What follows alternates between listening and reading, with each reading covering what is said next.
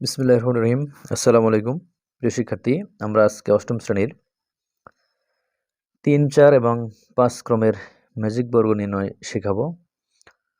তো আশা করি তোমরা ভালো করে দেখবে এবং ভালো করে দেখলে আমার বিশ্বাস তোমরা অবশ্যই বুঝতে পারবে এবং এটা কখনোই ভুল হবে না। তো দেখো, আমরা প্রথমেই কিন্তু ৩ বর্গের অর্থাৎ ৩ ক্রমের ম্যাজিক বর্গ নিয়েছি। এখানে আমরা তিনটি করে ঘর, অর্থাৎ এখানে আমাদের মোট ৯টি বর্গ রয়েছে। আমাদের মূল বর্গের মধ্যে আরও ৯টি ছোট বর্গ রয়েছে। তো আমরা এই ৯টি বর্গতে আমরা ১ থেকে ৯ পর্যন্ত সংখ্যা বসাবো। তো আমাদের এটা নিয়ম হচ্ছে, আমাদের সেই যে সংখ্যাগুলো আমরা বসাবো সেই সংখ্যাগুলো আমরা যদি এই দিকে যোগ করি যা হবে, এদিকে যোগ করলে তা হবে। আমরা যে কোনো দিকে যদি যোগ করি ৩টা সংখ্যা, আমাদের ফলাফল একই আসবে। তো আসলে ফলাফল কত আসবে সেটা আমরা পরে দেখব, আমরা আগে ম্যাজিক বর্গ নির্ণয়টা শিখব। তো দেখো, যেহেতু এটা বিজোড়, তো বিজোড়ের ক্ষেত্রে হচ্ছে এখানে ১, ২, ৩, অর্থাৎ এখানে মাঝখানের ঘর হচ্ছে, অর্থাৎ মাঝখানের বর্গ হচ্ছে এইটা। তো আমরা এই মাঝখানে আমরা ১ লিখব। লেখার পরে আমরা যে ঘরে ১ লিখলাম সেখান থেকে আমরা অ্যারো চিহ্ন দেব, যে এই ১ এর পরে আমাদের এই অ্যারো চিহ্নটা পরবর্তী ঘর নির্দেশ করবে যে এটা কোথায় যাবে। তো যেহেতু অ্যারো চিহ্নতে কোথাও, এখানে কিন্তু অ্যারো চিহ্নতে কোথাও কোনো ঘর বা কোনো বর্গ নেই। তো সেহেতু আমাদের এই অ্যারো চিহ্নের নিচে, একবারে সবার নিচে আমাদের এইখানে আমাদের ২ দিতে হবে। তো এখন আমরা কিন্তু এইদিকে কোনো বর্গ ছিল না, এজন্য আমরা এই অ্যারো চিহ্ন শেষে একবারে আমরা এখানে ২ লিখলাম। তো এখানে আমরা যেখানে ২ লিখলাম এখানে আবারও আরেকটি অ্যারো চিহ্ন দিব। এখন এইটাও কিন্তু এখানে এই সাইডে কোনো বর্গ নেই, কিন্তু এই অ্যারো চিহ্নের সোজা আমাদের এই পাশে, বাম পাশে আমাদের এখানে একটি ঘর ফাঁকা আছে যেখানে আমরা ৩ লিখব। তো এখন আমরা এই ৩-এর উপরেও আমরা এভাবে অ্যারো চিহ্ন দিব।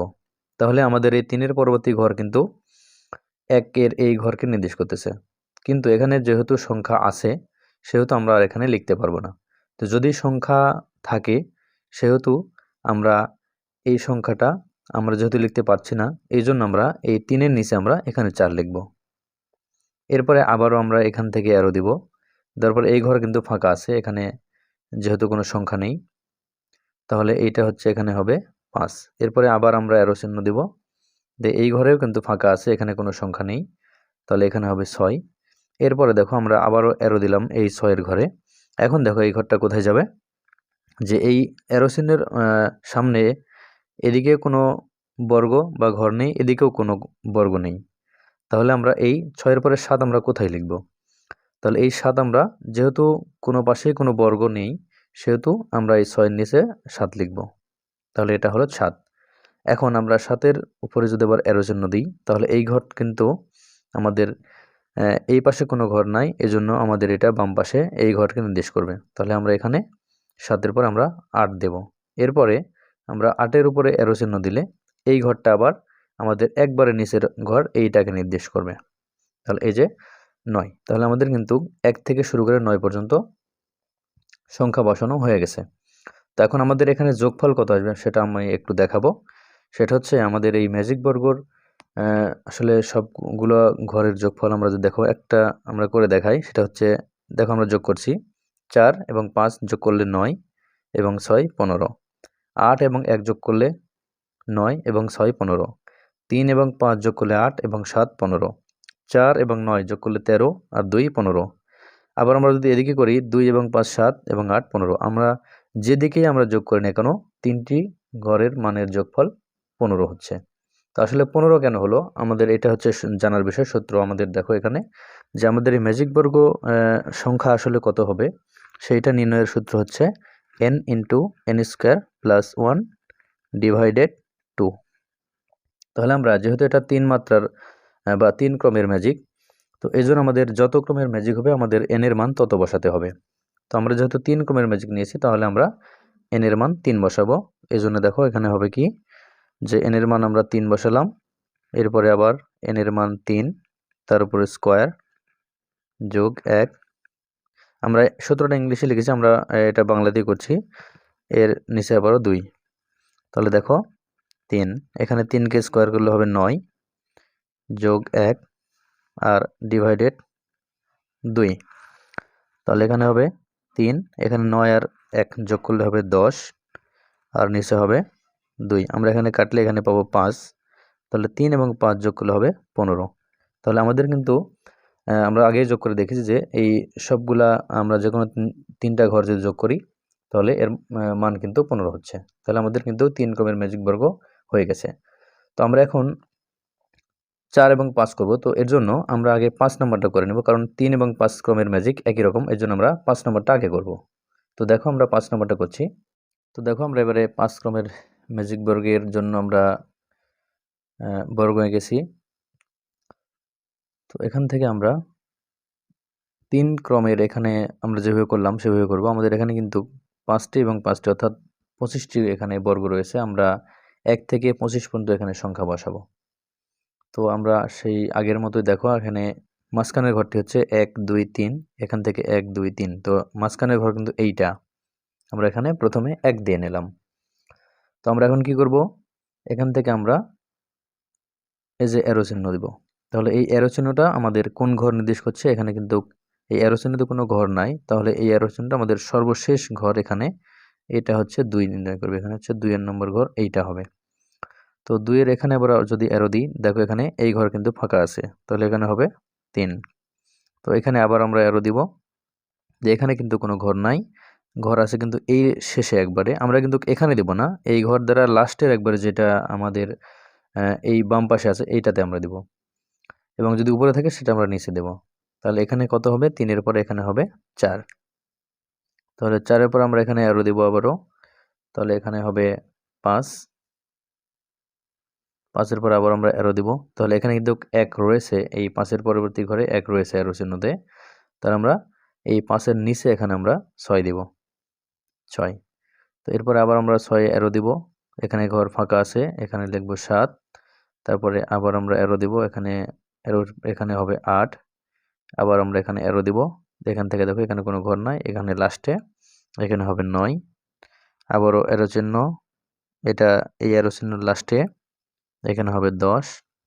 আবার অ্যারো, তাহলে এখানে কিন্তু 6 রয়েছে, আমরা এখানে দিতে পারবো না, তো এর জন্য আমরা এই 10 এর নিচে এখানে দিব আমরা 11।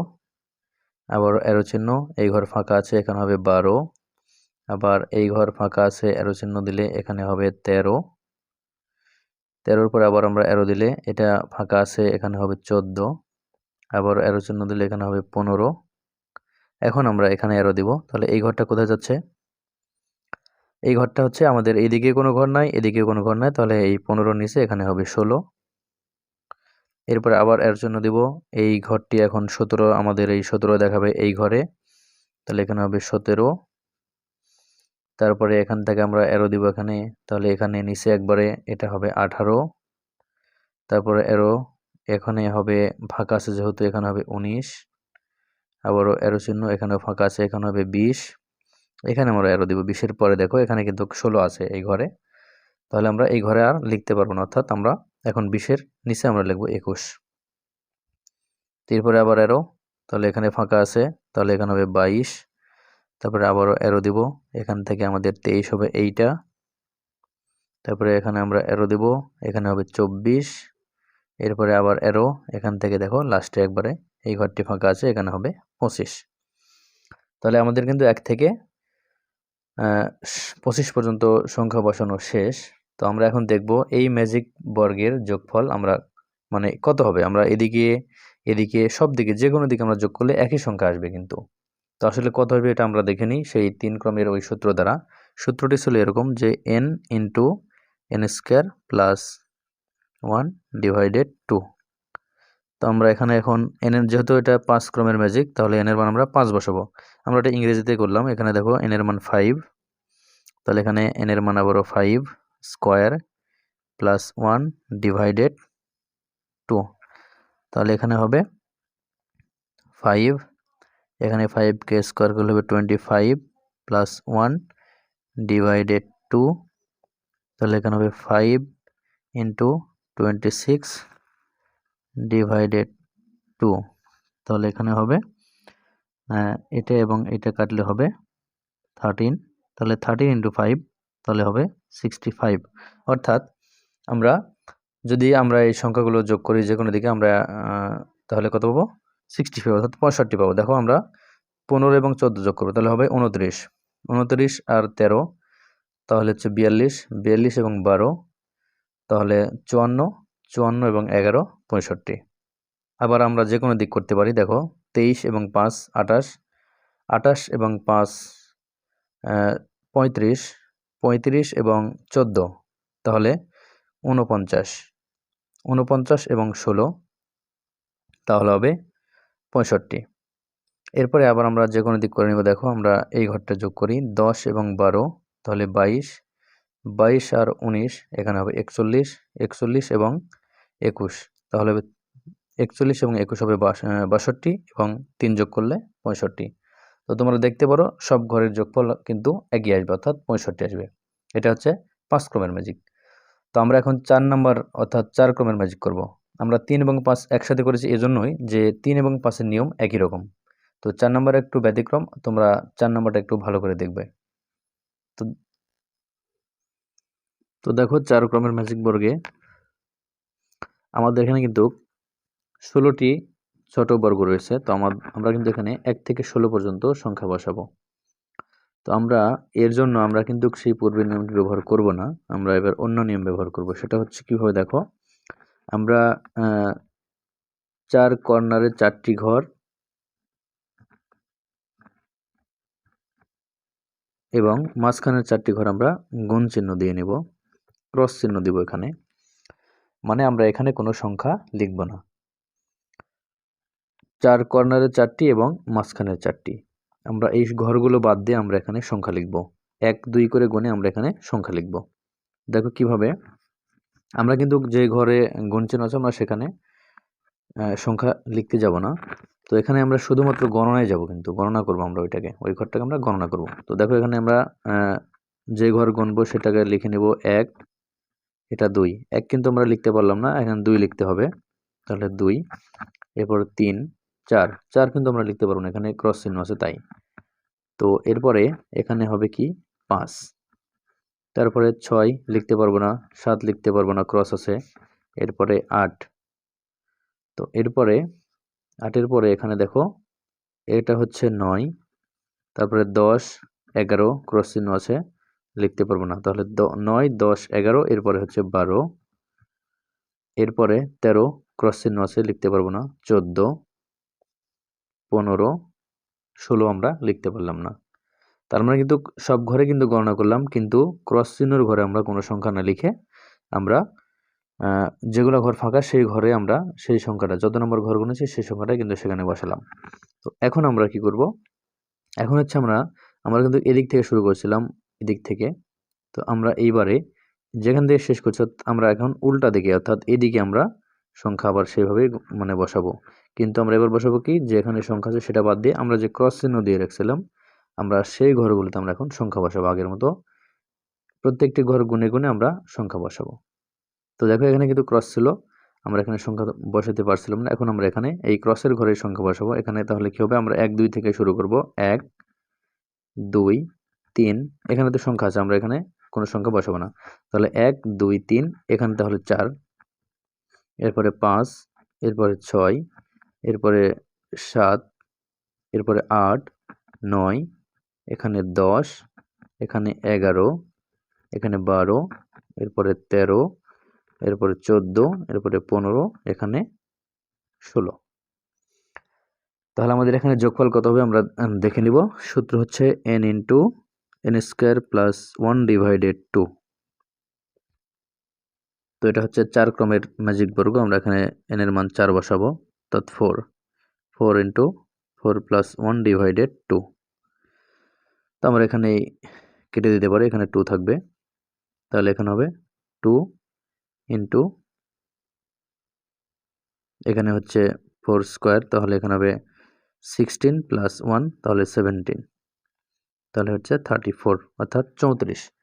আমরা যেদিকেই যোগ করি না কেন যোগফল অবশ্যই 34 হতে হবে। আমরা দেখব 16 এবং 2 যোগ করলে 18, 18 এবং 3 21, 21 আর 13 হচ্ছে 34, 13 এবং 8 21, 21 আর 12 33 আর 1 34, 4 এবং 7 11, 11 আর 10 21 আর 13 34। এরপর আমরা দেখো 2 আর 11 13, 13 আর 7 20 আর 14 34। তো আমরা যেদিকেই যোগ করি না কেন আমাদের কিন্তু সেই একই সংখ্যা অর্থাৎ 34 আসবে। তো আশা করি তোমরা 3, 4 এবং 5 ক্রমের ম্যাজিক বর্গ ভালোভাবে বুঝতে পেরেছো। তো আজকের এই পর্যন্তই। ধন্যবাদ সবাইকে।